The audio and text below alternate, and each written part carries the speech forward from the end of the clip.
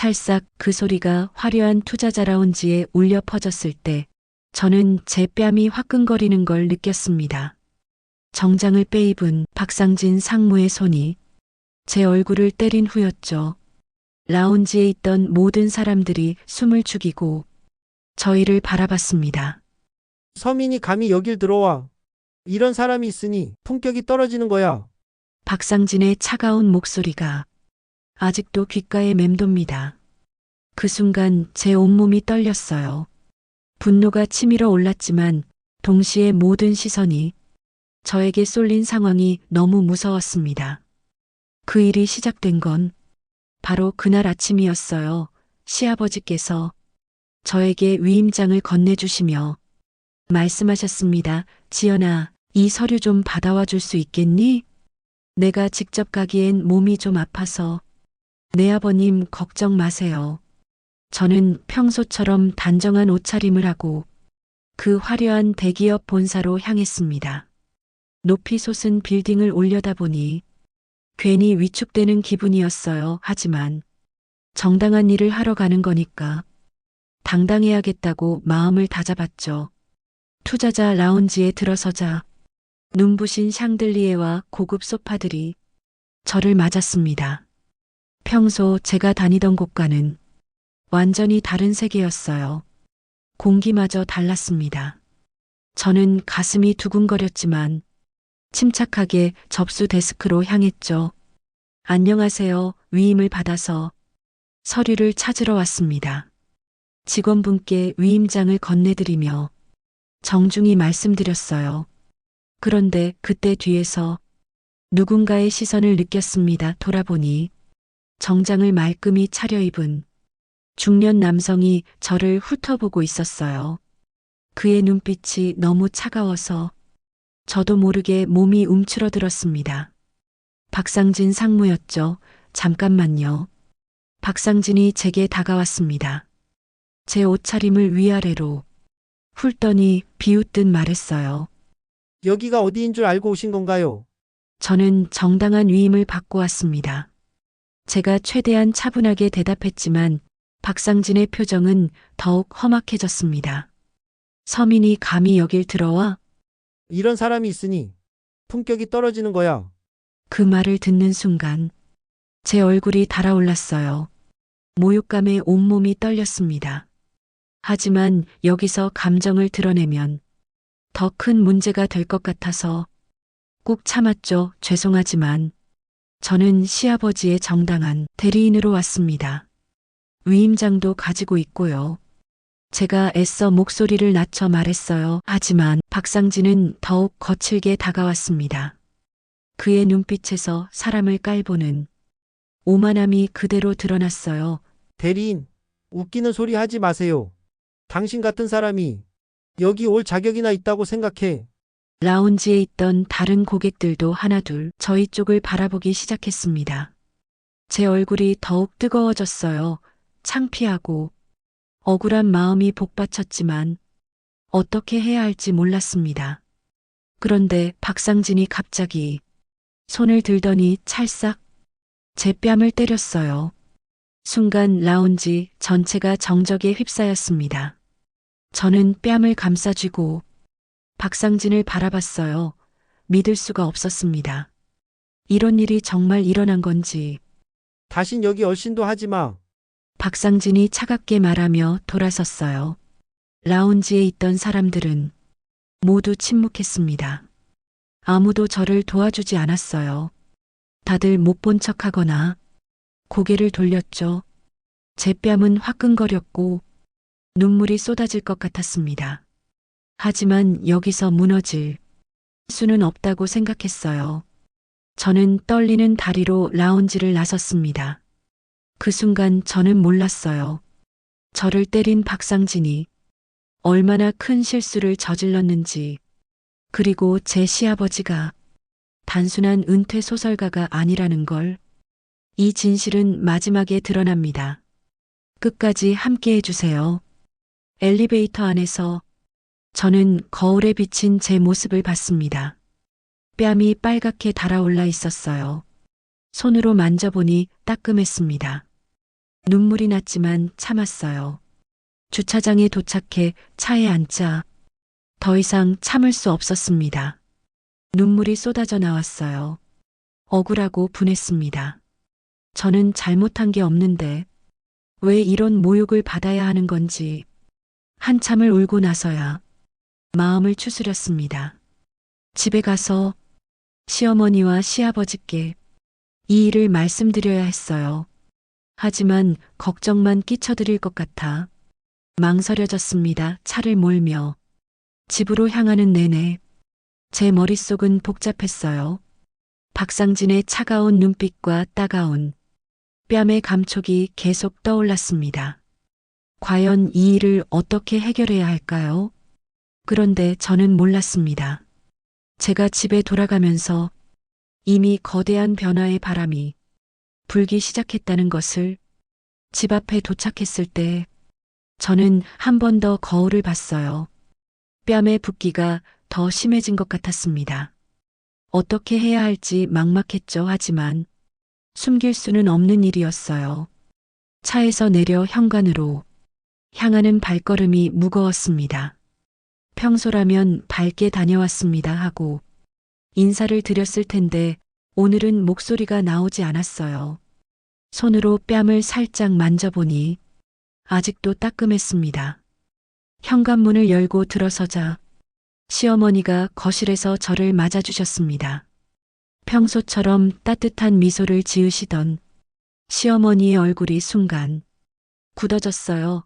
지연아, 얼굴이 이게 뭐니? 무슨 일이야? 시어머니의 목소리에서 놀라움과 걱정이 섞여 나왔습니다. 시어머니께서 급하게 제게 다가오시며 손을 떨고 계셨어요.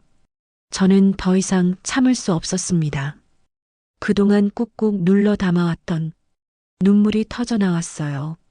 어머니, 저는 흐느끼며 오늘 있었던 일을 모두 털어놓았습니다. 어떻게 박상진이 저를 서민이라고 모욕했는지, 그리고 어떻게 뺨을 때렸는지 말하는 내내 시어머니의 얼굴은 점점 붉어졌어요.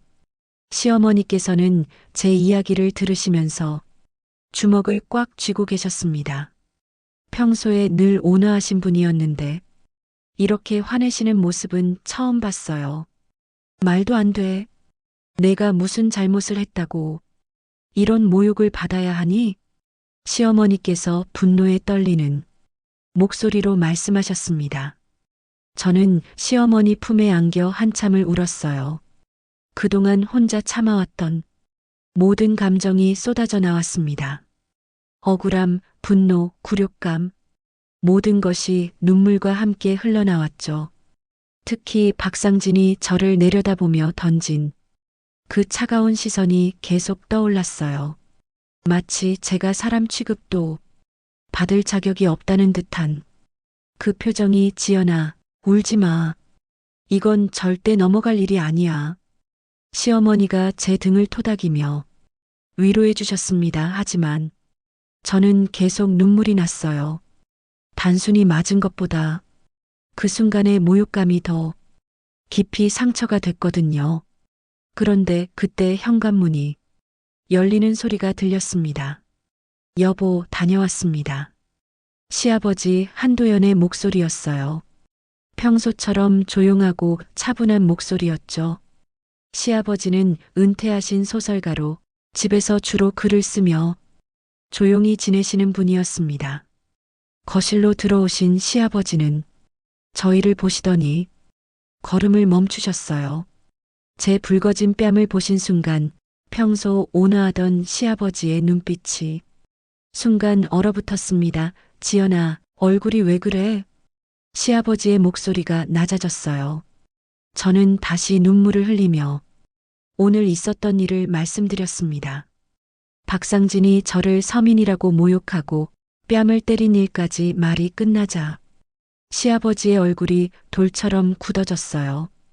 평소 글만 쓰시던 온화한 시아버지에게서 이런 차가운 기운을 느낀 건 처음이었습니다. 마치 다른 사람이 된 것 같았어요. 내 며느리를 때렸다고 시아버지의 목소리가 얼음처럼 차가웠습니다. 저는 시아버지가 이렇게 무서운 표정을 지으시는 걸 본 적이 없었어요. 온 집안의 공기가 갑자기 무거워졌습니다. 시아버지께서 주먹을 꽉 쥐고 계셨어요. 평소에 늘 책을 들고 계시던 그 손이 이렇게 딱딱하게 굳어있는 모습이 낯설었습니다. 가만두지 않겠다. 그 한마디에 온 집안의 분위기가 완전히 달라졌어요. 평소 책만 읽고 글만 쓰시던 시아버지에게서 이런 강한 의지를 느낀 건 정말 처음이었죠. 시어머니도 시아버지의 변화를 느끼셨는지 고개를 끄덕이셨습니다. 여보, 이번 일은 정말 심각해요. 우리 지연이가 정당한 일을 하러 갔는데 이런 모욕을 받다니. 저는 갑자기 무서워졌어요. 시아버지가 너무 화를 내시는 게 아닌가 싶었거든요. 혹시 괜한 일에 휘말리시는 건 아닌지 걱정됐습니다. 아버님, 괜찮습니다. 저는 참을 수 있어요. 제가 조심스럽게 말씀드렸지만 시아버지는 단호하게 고개를 저으셨어요. 참을 일이 아니다. 이건 단순히 너만의 문제가 아니야. 시아버지의 목소리에는 제가 모르는 무언가가 담겨 있었습니다.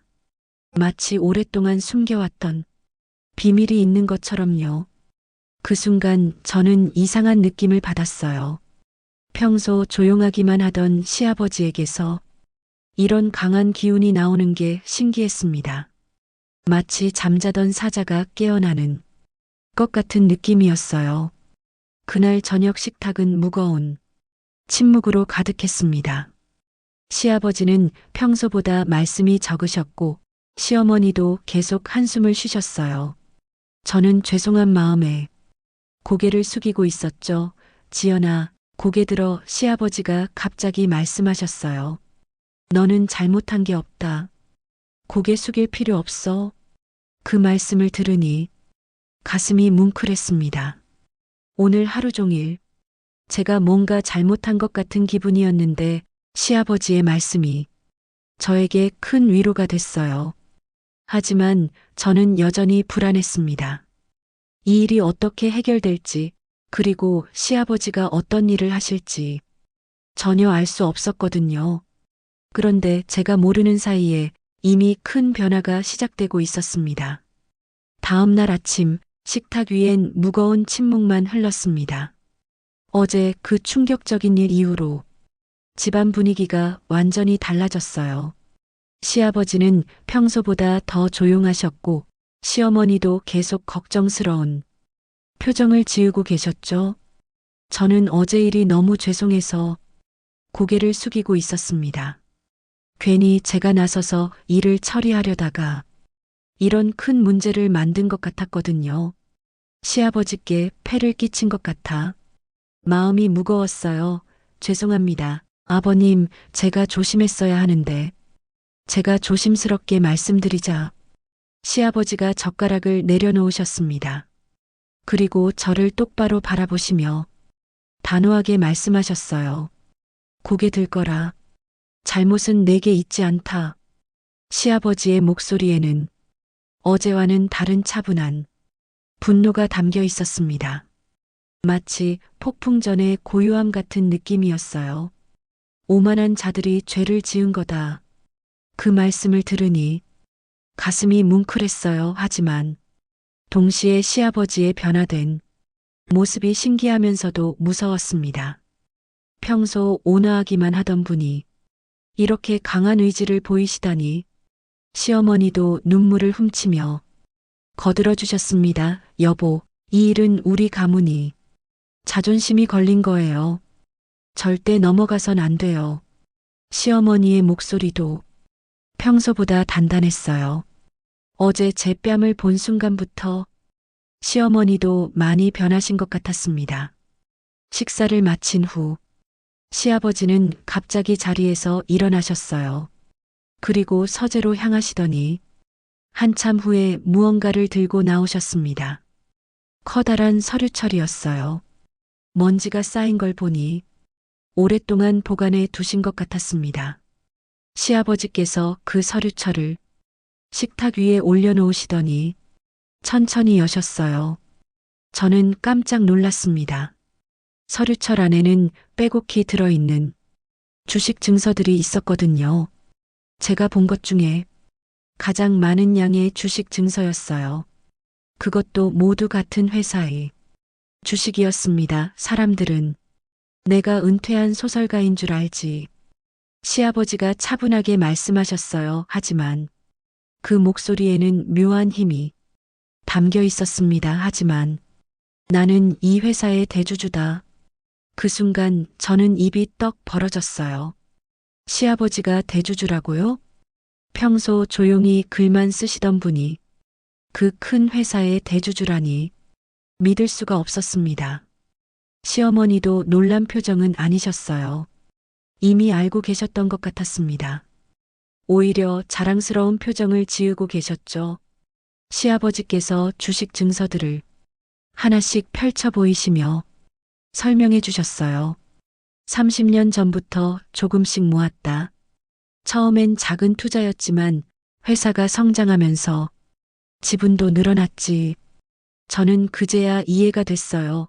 시아버지가 왜 평소에 그 회사 이야기를 자주 하셨는지, 왜 경제 뉴스를 그렇게 꼼꼼히 보셨는지 말이죠. 어제 일은 단순한 개인적인 모욕이 아니다. 대주주의 가족을 함부로 대한 거야. 시아버지의 눈빛이 차가워졌습니다. 저는 처음으로 시아버지의 진짜 모습을 보는 것 같았어요. 평소 온화한 소설가의 모습 뒤에 이런 강인한 사업가의 면모가 숨어 있었다니, 이제 내 힘을 써야 할 때가 왔구나. 그 말씀을 들으니 등골이 오싹했어요. 시아버지께서 정말 무언가 큰 일을 하실 것 같았거든요. 동시에 안도감도 들었습니다.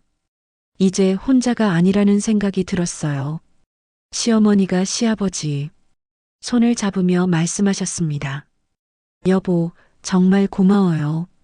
우리 지연이를 이렇게 지켜주시니 저도 눈물이 났어요.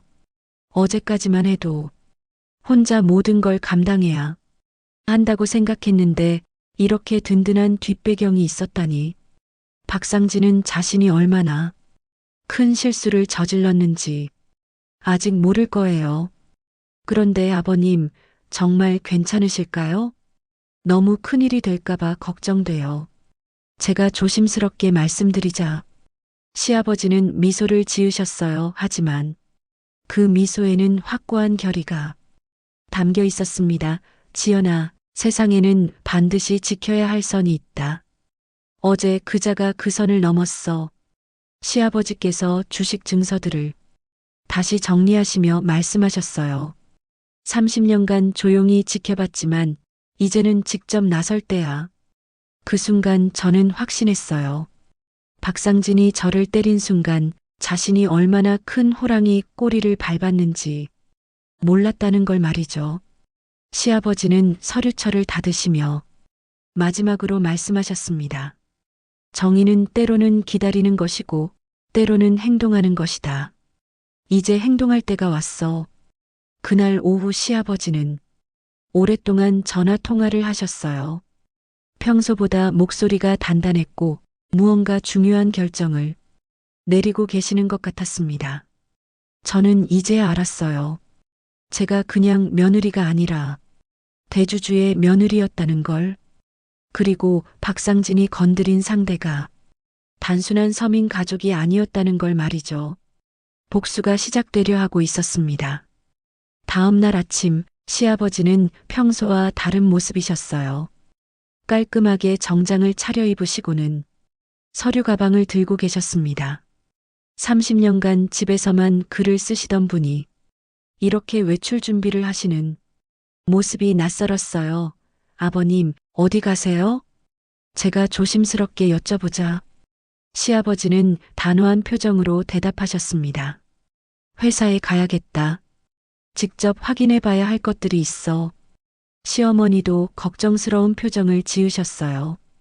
시아버지가 이렇게 직접 나서시는 건 정말 오랜만이었거든요, 여보. 조심하세요. 너무 무리하지 마시고. 걱정 마, 이제 숨어 있을 때가 아니야. 시아버지께서 집을 나서시는 모습을 보며 저는 가슴이 두근거렸어요. 과연 어떤 일이 벌어질까요? 1시간 후 시아버지는 그 거대한 회사 본사 앞에 서 계셨습니다. 저는 나중에 들은 이야기지만 그 순간 시아버지의 마음이 어땠을지 상상이 됐어요.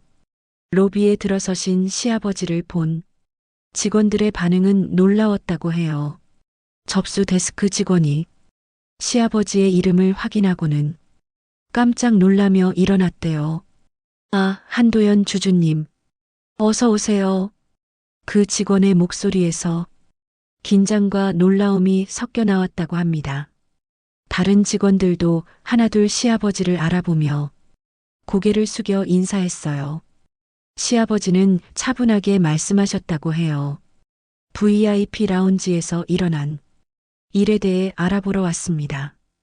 그 순간 로비 분위기가 얼어붙었다고 하더라고요. 모든 직원들이 무슨 일인지 직감적으로 알았을 거예요. VIP 라운지로 향하신 시아버지를 김 대리가 맞이했습니다.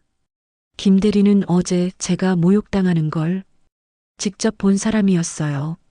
시아버지를 보자 얼굴이 하얗게 질렸다고 해요. 주주님, 어서 오세요. 김 대리의 목소리가 떨렸습니다. 시아버지는 조용히 물으셨어요. 어제 이곳에서 무슨 일이 있었는지 말해보세요. 김 대리는 한참을 주저하다가 결국 고개를 떨구며 말했습니다. 죄송합니다. 상무님께서 며느리분을 모욕하고 손찌검까지 하셨습니다. 그 순간 시아버지의 얼굴이 돌처럼 굳어졌다고 해요.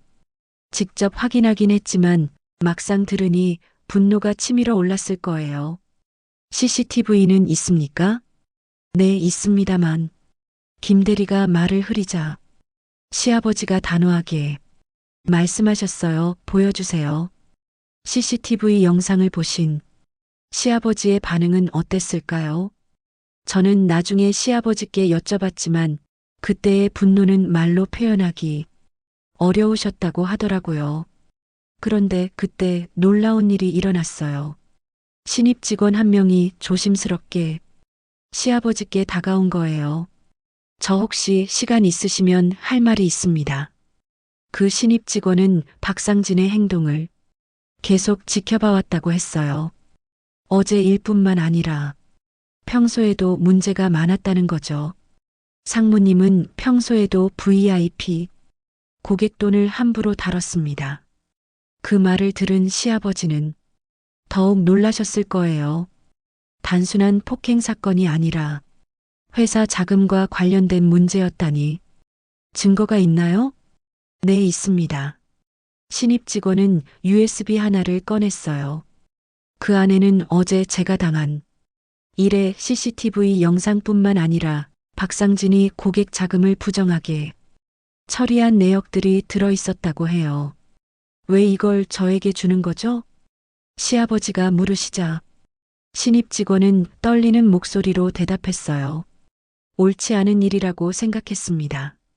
그리고 어제 그분이 당하신 일을 보고 정말 화가 났어요. 그 순간 시아버지는 깨달으셨을 거예요. 이 일이 단순한 개인적인 복수가 아니라 회사 전체의 정의와 관련된 문제라는 걸 말이죠. 시아버지는 USB를 받으시며 신입 직원에게 말씀하셨어요. 용기 있는 일이었습니다. 고맙습니다. 그리고 김 대리에게도 말씀하셨죠. 앞으로 이런 일이 다시는 일어나지 않도록 해주세요. 회사에서 돌아오신 시아버지의 표정은 어두웠어요. 하지만 동시에 확신에 찬 모습이기도 했습니다. 지연아, 이제 확실해졌다. 시아버지께서 USB를 보여주시며 말씀하셨어요. 어제 일은 빙산의 일각이었어. 더 큰 문제가 숨어 있었다. 저는 놀랐어요. 단순히 제가 맞은 일로만 생각했는데 그보다 훨씬 심각한 문제였다니. 박상진이 고객 자금을 횡령했다는 증거가 나왔어. 시어머니도 깜짝 놀라셨어요. 세상에, 그럼 지연이 이름 맞아. 지연이가 그의 비리를 드러내는 계기가 된 거야. 시아버지의 말씀을 들으니 묘한 기분이 들었어요. 제가 당한 모욕이 결국 더 큰 진실을 밝혀내는 열쇠가 된 거였어요. 이제 진짜 싸움이 시작될 거다. 시아버지께서 USB를 들고 계시며 말씀하셨어요. 하지만 우리에게는 진실이 있어. 그리고 진실은 언제나 승리한다. 그날 저녁 저는 이 모든 상황이 신기했어요. 어제 그 순간 박상진이 제 뺨을 때릴 때는 절망적이었는데 이제는 희망이 보이기 시작했습니다. 진실은 늘 어딘가에 남아서 결국 드러나기 마련이었어요. 그리고 이제 그 진실이 모습을 드러내기 시작한 거죠. 박상진은 아직 모를 거예요. 자신이 얼마나 큰 실수를 저질렀는지, 그리고 이제 모든 것이 드러나게 될 거라는 걸 말이에요. 그날 밤 시아버지는 한 통의 전화를 걸었습니다. 저는 거실에서 그 모습을 지켜봤어요. 시아버지의 목소리에는 오랜만에 듣는 단단함이 있었습니다. 학수야, 나 명호다. 집으로 좀 와줄 수 있겠나? 명호라는 이름을 들은 순간 저는 깜짝 놀랐어요. 시아버지의 본명이었거든요. 평소에는 도연이라고만 불리셨는데 말이죠. 1시간 후 초인종이 울렸습니다. 문을 열자 70대 초반으로 보이는 단정한 신사분이 서 계셨어요. 안경을 쓰신 모습이 지적이고 신뢰감이 느껴졌습니다. 안녕하세요, 노학수입니다. 그분이 바로 시아버지의 평생 친구이자 변호사인 노학수 선생님이었어요. 시아버지와는 대학 동기로 40년 넘게 친분을 유지해 오신 분이라고 들었습니다. 거실에 앉으신 노학수 선생님을 보며 시아버지가 말씀하셨어요. 학수야, 큰일이 생겼다. 그리고 어제부터 일어난 모든 일을 차근차근 설명해 주셨습니다. 제가 회사에서 당한 모욕, 박상진의 폭행, 그리고 오늘 발견한 횡령 증거까지. 노학수 선생님은 이야기를 들으시면서 점점 심각한 표정을 지으셨어요. 특히 USB 이야기가 나왔을 때는 놀라며 몸을 앞으로 기울이셨습니다. 명호야, 이건 생각보다 훨씬 심각한 문제구나. 시아버지가 USB를 꺼내 노학수 선생님께 건네드렸어요. 노트북에 연결해서 내용을 확인하시던 노학수 선생님의 표정이 점점 굳어졌습니다. 이건 단순한 폭행 사건이 아니야. 회사의 부패가 뿌리 깊구나. 노학수 선생님께서 화면을 보며 고개를 저으셨어요. 저도 옆에서 같이 봤는데 정말 충격적이었습니다. 박상진이 얼마나 많은 고객들의 돈을 부정하게 처리했는지 적나라하게 드러나 있었거든요. 이 증거라면 충분해하지만 명호야, 큰 싸움이 될 거야. 노학수 선생님의 경고에도 시아버지는 담담하게 웃으셨어요. 나는 평생 글로 정의를 썼다. 이제 현실에서 보여줄 차례다. 그 말씀을 들으니 가슴이 뭉클했어요. 시아버지가 왜 소설가가 되셨는지, 왜 항상 정의로운 이야기를 쓰셨는지 이제야 이해가 됐습니다. 아버님, 저도 모르게 말이 나왔어요. 두 분이 저를 바라보셨습니다. 필요하다면 저도 증언하겠습니다.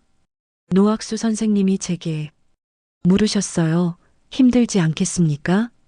법정에 서는 것도 쉬운 일이 아닌데. 저는 고개를 저었어요. 억울함은 저만이 아니라 수많은 사람들이 겪고 있을 테니까요. 그 순간 시아버지 눈가가 젖는 걸 봤어요. 평소 감정을 잘 드러내지 않으시던 분이 이렇게 눈물을 글썽이시다니. 그래, 우리 지연이가 나보다 더 강하구나. 시아버지의 그 말씀이 저에게는 큰 격려가 됐어요. 어제까지만 해도 두렵고 무서웠는데 이제는 당당해지고 싶었습니다. 노학수 선생님께서 다시 자료를 정리하시며 말씀하셨어요. 일단 고발장부터 작성해야겠어. 폭행과 횡령, 두 가지. 모두 심각한 범죄야. 얼마나 걸릴까? 시아버지가 물으시자 노학수 선생님이 계산해 보셨어요. 준비 기간까지 포함해서 일주일 정도면 충분할 것 같아. 증거가 이렇게 명확하니까 저는 그제야 이 일의 규모를 실감했어요. 단순히 제가 맞은 일로 끝나는 게 아니라 정말 큰 법적 다툼이 될 거라는 걸 말이죠. 혹시 박상진이 미리 눈치채고 증거를 인멸하려 하면 어떻게 하죠? 제가 걱정스럽게 물어보자 노학수 선생님이 미소를 지으셨어요. 그럴 가능성도 있지 하지만 이미 우리가 증거를 확보했고 회사 내부에도 증인들이 있어. 맞아요. 김대리도 있고 용기 있게 USB를 건네준 신입 직원도 있었죠. 시어머니께서 차를 가져다 주시며 말씀하셨어요. 선생님, 정말 고마워요. 이렇게 도와주시니 모료 명우와는 40년 친구인데요. 더구나 이런 부정의를 그냥 넘어갈 수는 없죠. 노학수 선생님의 말씀에서 정의감이 느껴졌어요. 시아버지께서 좋은 친구를 두셨다는 생각이 들었습니다. 그런데 명호야, 정말 놀랐어. 내가 그 회사 대주주였다니. 나도 오랫동안 숨겨왔지 하지만 이제는 나설 때가 된 것 같아. 두 분의 대화를 들으며 저는 새삼 시아버지가 대단하다고 생각했어요. 30년간 조용히 투자하시면서도 회사를 지켜보셨던 거죠. 학수야, 이번 일로 회사가 더 깨끗해졌으면 좋겠어. 그럴 거야. 부패한 임원들을 솎아내면 회사도 더 건전해질 거고 그날 밤 늦게까지 새 부는 작전을 논의하셨어요. 저는 옆에서 듣기만 했지만 점점 구체적인 계획이 세워지는 걸 느낄 수 있었습니다. 노학수 선생님이 돌아가시기 전에 저에게 말씀하셨어요. 지연 씨, 힘내세요. 정의는 반드시 승리합니다. 네, 선생님, 저도 끝까지 함께하겠습니다. 그분이 떠나신 후 시아버지께서 저에게 말씀하셨어요. 지연아, 고마워. 내가 용기를 내줘서 아니에요. 아버님, 저야말로 이렇게 든든한 뒷배경이 있어서 든든해요. 그날 밤 저는 처음으로 편안하게 잠들 수 있었어요. 혼자가 아니라는 것, 그리고 정의로운 사람들이 제 편에 있다는 것이 큰 위로가 됐거든요. 박상진은 아직 모를 거예요. 자신을 향해 거대한 정의의 칼날이 다가오고 있다는 걸 말이죠. 일주일이 지났습니다. 그동안 노학수 선생님과 시아버지는 철저하게 준비하셨어요. 저도 제가 할 수 있는 일들을 도왔습니다. 증언서를 작성하고 그날의 상황을 상세히 기록했죠. 드디어 그날이 왔어요. 대기업 본사 20층 대회의실에서 긴급 이사회가 열리는 날이었습니다. 아침 일찍부터 시아버지는 정장을 차려입으셨어요. 평소 집에서만 계시던 분이 이렇게 완벽한 비즈니스 정장을 입으시니 완전히 다른 사람 같았습니다. 마치 진짜 대기업 회장님 같았어요. 아버님, 정말 괜찮으실까요? 제가 걱정스럽게 여쭤보자 시아버지는 자신감 있게 미소 지으셨습니다. 지연아, 오늘은 진실이 승리하는 날이야. 시어머니도 시아버지를 배웅하시며 말씀하셨어요. 여보, 우리 지연이와 모든 억울한 사람들을 위해 부탁해요. 저는 시아버지를 따라 회사로 갔습니다. 이사회에서 증언해 달라고 하셨거든요. 떨렸지만 이제는 도망치고 싶지 않았어요. 20층 대회의실에 도착했을 때의 분위기는 정말 긴장감이 감돌았습니다. 거대한 타원형 테이블 주위로 이사들이 하나둘 자리를 잡고 있었어요. 모두 정장을 빼입고 심각한 표정을 지으고 있었습니다. 박상진도 와 있었어요. 일주일 전 저를 모욕하고 때렸던 바로 그 사람이죠. 저를 보더니 당황하는 기색이 역력했습니다. 아마 제가 여기 올 거라고는 예상하지 못했을 거예요. 시아버지께서 회의실에 들어서시자 분위기가 완전히 달라졌어요. 이사들이 모두 일어서서 인사했습니다. 한도연 주주님, 어서 오세요. 주주님께서 직접 오시다니 모든 시선이 시아버지께 집중됐어요. 저는 그 순간 시아버지의 진짜 위상을 실감했습니다. 정말로 이 회사에 대주주셨던 거죠. 회의가 시작되자 시아버지가 천천히 자리에서 일어나셨습니다. 저는 이 회사의 대주주 한도연입니다. 시아버지의 목소리가 회의실 전체에 울려 퍼졌어요. 차분하지만 강력한 목소리였습니다. 오늘 진실을 밝히러 왔습니다. 그 순간 대형 스크린이 켜졌어요. 노학수 선생님이 미리 준비해 두신 영상이었습니다. VIP 라운지에서 박상진이 저를 모욕하고 폭행하는 장면이 선명하게 나왔어요. 회의실이 순간 정적에 휩싸였습니다. 이사들의 얼굴이 점점 굳어지는 게 보였어요. 영상 속에서 박상진이 저를 서민이라고 부르며 모욕하는 모습, 그리고 제 뺨을 때리는 장면까지. 이게 사실인가? 한 이사가 놀라며 물었어요. 우리 회사에서 이런 일이 다른 이사도 충격받은 표정으로 중얼거렸습니다. 박상진의 얼굴은 이미 하얗게 질려 있었어요. 영상이 끝나자 회의실이 술렁거렸습니다. 이사들이 서로 눈빛을 교환하며 웅성거렸어요. 모두 충격을 받은 것 같았습니다. 그때 시아버지께서 다시 말씀하셨어요. 하지만 이것만이 아닙니다. 두 번째 자료가 화면에 나타났어요. 박상진의 고객 자금 횡령 내역이었습니다. 얼마나 많은 돈을 부정하게 처리했는지, 얼마나 오랫동안 이런 일을 해왔는지가 적나라하게 드러났어요. 이사들의 표정이 더욱 심각해졌습니다. 한 이사가 박상진을 노려보며 말했어요. 상무님, 이게 정말 사실입니까? 박상진은 대답하지 못하고 있었어요. 땀을 뻘뻘 흘리며 시선을 피하고 있었습니다. 그때 저에게도 발언 기회가 왔어요. 떨렸지만 일어섰습니다. 저는 피해자 윤지연입니다. 제 목소리가 떨렸지만 최대한 또렷하게 말했어요. 일주일 전 저는 시아버지의 정당한 위임을 받고 이 회사에 왔습니다. 하지만 박상진 상무는 저를 서민이라고 모욕하고 뺨을 때렸습니다. 이사들이 저를 주목했어요. 저는 용기를 내어 계속 말했습니다. 저 개인의 억울함도 크지만 더 중요한 건 이런 일이 다시는 일어나지 않아야 한다는 것입니다. 그런데 그때 정말 놀라운 일이 일어났어요. 신입 직원이 회의실 문을 열고 들어온 거예요. 일주일 전에 USB를 건네준 바로 그 직원이었습니다. 죄송합니다. 저도 증언하고 싶습니다. 그 신입 직원이 용기 내어 말했어요. 저도 봤습니다. 그리고 박상진 상무가 고객 자금을 빼돌린 정황을 알고 있습니다. 회의실이 더욱 술렁거렸어요. 내부 고발자까지 나타난 거죠. 시아버지께서 마지막으로 일어나셨어요.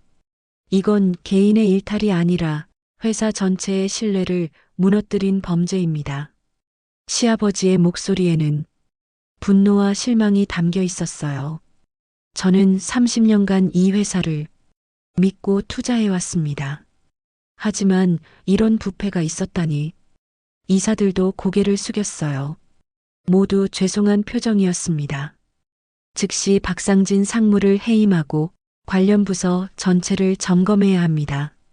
시아버지의 강력한 요구에 이사들이 고개를 끄덕였어요. 그 순간 박상진이 갑자기 일어났어요. 잠깐만요.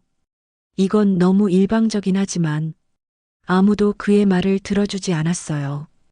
이미 모든 증거가 드러났으니까요. 회의 결과는 만장일치였습니다. 박상진의 즉시 해임, 관련 부서 전면 점검, 그리고 재발 방지 대책 마련까지. 회의가 끝나고 나서 여러 이사들이 시아버지께 사과했어요. 주주님, 정말 죄송합니다. 이런 일이 다시는 일어나지 않도록 하겠습니다. 저에게도 여러분들이 사과해 주셨어요. 그 순간 정말 뿌듯했습니다. 박상진은 초라하게 회의실을 나갔어요. 일주일 전에 저를 내려다보며 오만하게 구던 그 모습은 온데간데 없었습니다. 시아버지와 함께 회사를 나서면서 저는 생각했어요. 정의가 승리한다는 게 이런 느낌이구나. 그리고 이제 진짜 변화가 시작될 거라는 확신이 들었습니다. 이사회가 끝난 바로 그날 오후부터 모든 것이 급변했습니다. 회사에서 박상진의 해임 소식이 전 직원에게 공지됐고 동시에 관련 자료들이 검찰에 넘겨졌어요. 저는 집에서 뉴스를 보며 이 모든 상황을 지켜봤습니다. 정말 믿기지 않을 정도로 빠르게 일이 진행됐어요. 다음 날 아침 뉴스에서 이 사건이 보도되기 시작했습니다. 대기업 투자자 며느리 폭행 사건, 상무의 20억 횡령 드러나. 제목만 봐도 가슴이 두근거렸어요. 정말 언론에까지 나올 줄은 몰랐거든요. 기자가 뉴스를 읽는 목소리가 집안에 울려 퍼졌습니다. 한 대기업에서 VIP 고객의 며느리를 폭행한 임원이 20억 원대 고객 자금을 횡령한 사실이 밝혀졌습니다. 해당 임원은 피해자를 서민이라고 모욕하며 폭행했으나 피해자가 대주주의 며느리로 밝혀지면서 뉴스를 보던 시어머니께서 놀라셨어요. 세상에, 정말 뉴스에까지 나오는구나. 시아버지는 조용히 고개를 끄덕이셨습니다. 이제 모든 사람이 알게 될 거야. 박상진이 어떤 짓을 했는지. 그날 오후 더 충격적인 소식이 들려왔어요. 검찰이 박상진의 집과 사무실을 압수수색했다는 거였습니다. 저는 TV 화면을 통해 그 모습을 봤어요. 검찰 수사관들이 박상진의 고급 아파트로 들어가는 모습, 그리고 상자들을 들고 나오는 장면까지 정말 현실 같지 않았습니다. 며칠 후 더 놀라운 사실이 밝혀졌어요. 박상진이 횡령한 돈으로 해외에 부동산을 사두었다는 거였습니다. 그것도 수십억 원 규모로요. 참 뻔뻔한 사람이구나. 시아버지께서 신문을 보며 혀를 차셨어요. 고객들 돈으로 자기 배만 불렸던 거야. 언론 보도가 계속되면서 박상진 주변 사람들의 반응도 달라지기 시작했어요. 저는 직접 보지는 못했지만 뉴스에서 관련 내용이 나왔습니다. 피의자 박 씨의 이웃들은 충격을 감추지 못하고 있습니다. 뉴스에서 인터뷰를 하는 이웃의 목소리가 들렸어요. 평소에 신사적이고 점잖은 분인 줄 알았는데 이런 일을 저질렀다니 믿기지 않아요. 또 다른 이웃은 더 차가운 반응을 보였습니다. 요즘 같은 세상에 여성을 폭행하다니 정말 있을 수 없는 일이죠. 사회의 시선이 얼마나 차가운지 알 수 있었어요. 박상진이 쌓아온 모든 평판이 하루아침에 무너진 거였습니다. 일주일이 지나자 더욱 충격적인 소식이 들려왔어요. 박상진의 가족들마저 등을 돌렸다는 거였습니다. 피의자의 부인이 이혼을 요구했다고 합니다. 뉴스를 들으며 저는 복잡한 기분이 들었어요. 물론 박상진이 잘못했지만 가족까지 이렇게 되는 걸 보니 씁쓸했습니다. 하지만 시아버지께서 말씀하셨어요. 지연아, 동정할 필요 없어. 이 모든 건 박상진 자신이 선택한 결과야. 맞는 말씀이었어요. 아무도 그에게 횡령을 하라고 시키지 않았고 저를 모욕하고 때리라고 하지도 않았으니까요. 반면 저희 가족에게는 완전히 다른 일들이 일어나고 있었어요. 길을 걸을 때마다 사람들이 존경 어린 인사를 해주셨습니다. 정말 속이 다 시원합니다. 마트에서 만난 아주머니가 저에게 말씀해 주셨어요. 용기 내주셔서 감사합니다. 동네 할아버지도 시아버지께 인사를 드렸습니다. 어르신, 정말 잘하셨어요. 요즘 같은 세상에 이런 정의가 필요해요. 이런 반응들을 보며 저는 정말 뿌듯했어요. 우리가 한 일이 단순히 개인적인 복수가 아니라 사회 정의를 실현한 거라는 생각이 들었거든요. 며칠 후 시아버지와 함께 동네를 산책하는데 한 젊은 직장인이 다가왔어요. 혹시 뉴스에서 본 그분 맞으시죠? 시아버지께서 고개를 끄덕이시자 그분이 깊게 인사했습니다. 저도 직장에서 비슷한 일을 당한 적이 있어요. 선배가 저를 무시하고 괴롭혔는데 어르신 뉴스를 보고 용기를 냈습니다. 정말 고마워요. 그 말을 들으니 가슴이 뭉클했어요. 우리 일이 다른 사람들에게도 용기를 주고 있다는 걸 알 수 있었거든요. 앞으로도 이런 일들이 없어졌으면 좋겠어요. 그분이 덧붙여 말했을 때 저는 정말 보람을 느꼈습니다. 집으로 돌아오는 길에 시아버지께서 말씀하셨어요. 지연아, 이제 알겠지? 정의를 실현한다는 게 어떤 의미인지. 네, 아버님, 정말 소중한 경험이었어요. 그날 저녁 뉴스에서는 박상진의 최근 근황이 나왔어요. 구치소에 수감된 후 변호사 선임도 제대로 못하고 있다는 내용이었습니다.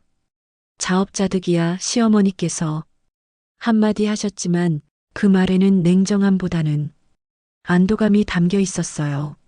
마지막 뉴스에서 기자가 정리하며 말했습니다.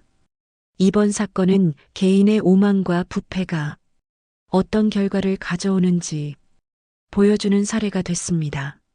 억울함은 울분으로, 울분은 정의로, 정의는 결국 모두의 해방으로 이어졌습니다. 그 멘트를 들으며 저는 정말 많은 생각이 들었어요.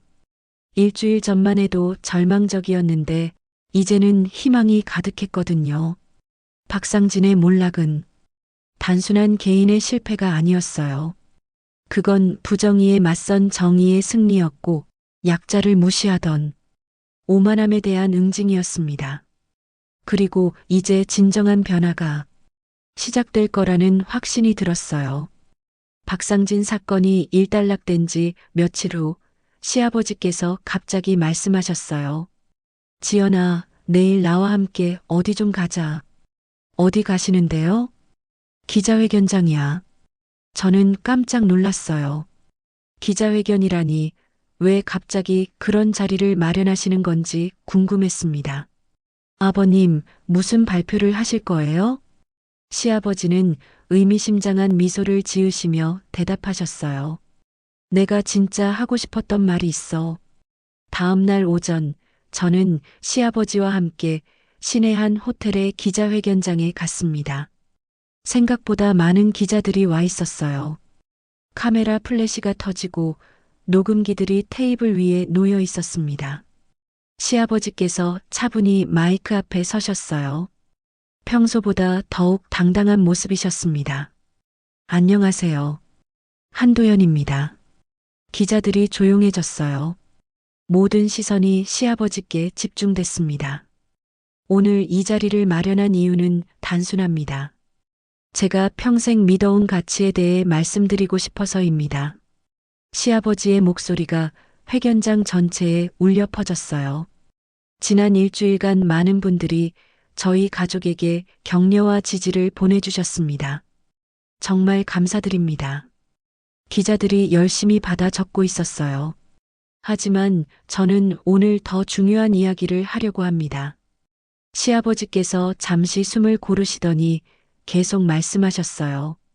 돈은 세상을 지배하는 힘이 될 수 있지만 사람의 존엄보다 높을 수는 없습니다.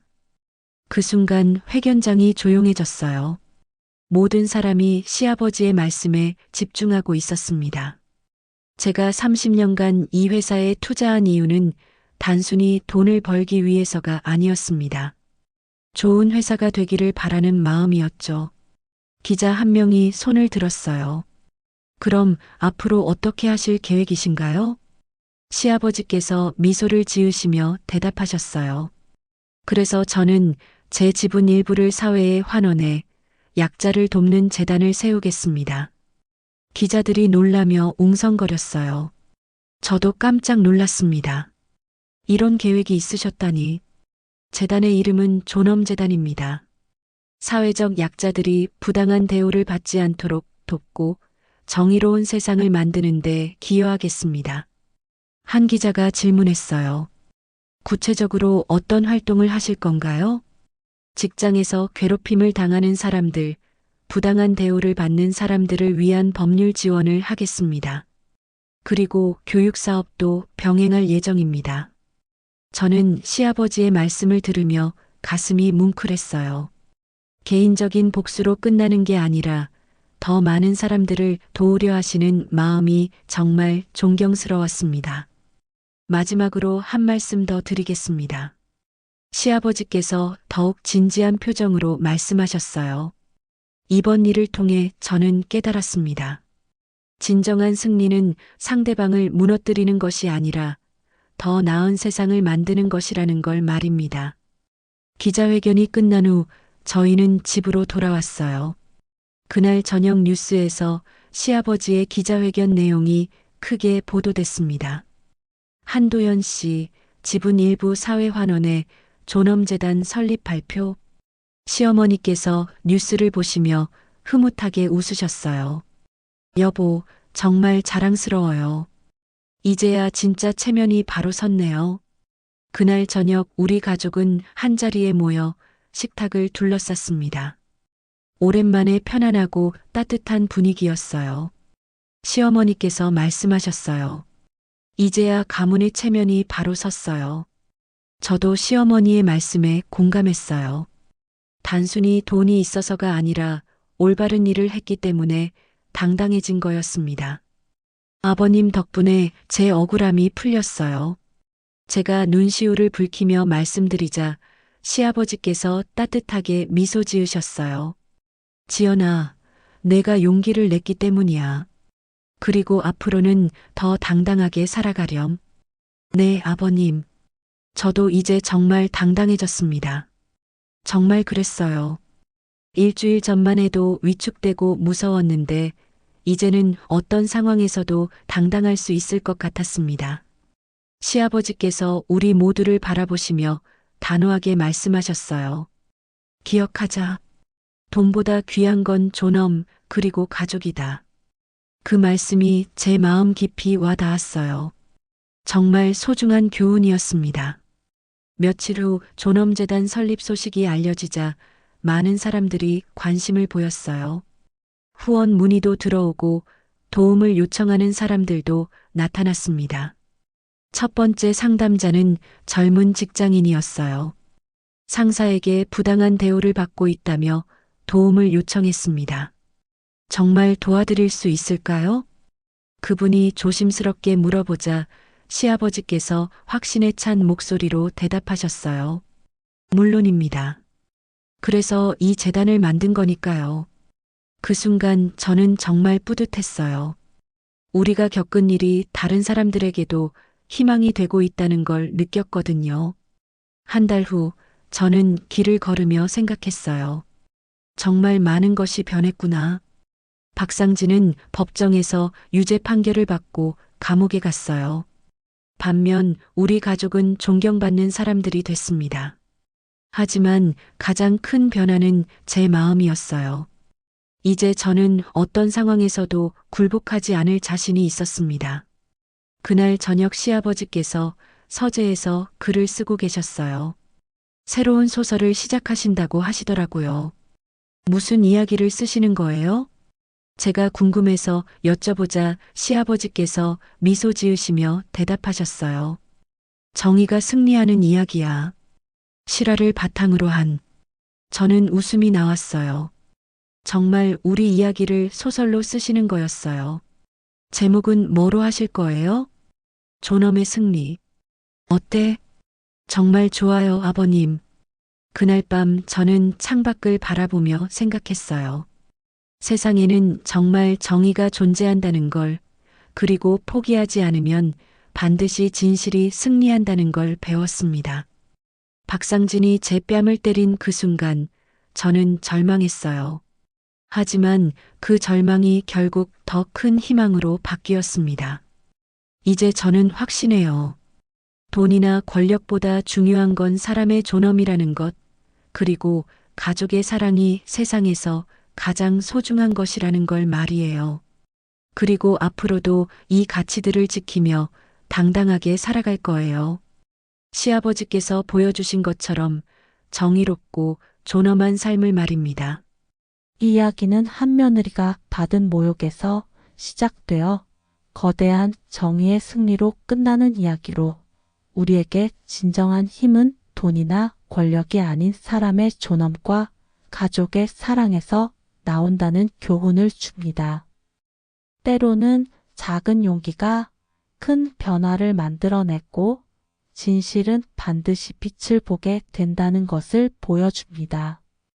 그리고 개인의 억울함이 사회 전체의 정의로 이어질 수 있다는 희망을 전해줍니다. 여러분들의 사연도 받습니다. 그리고 좋아요와 구독 및 알림은 저희 채널에 큰 힘이 됩니다. 오늘도 건강하시고 행복하세요.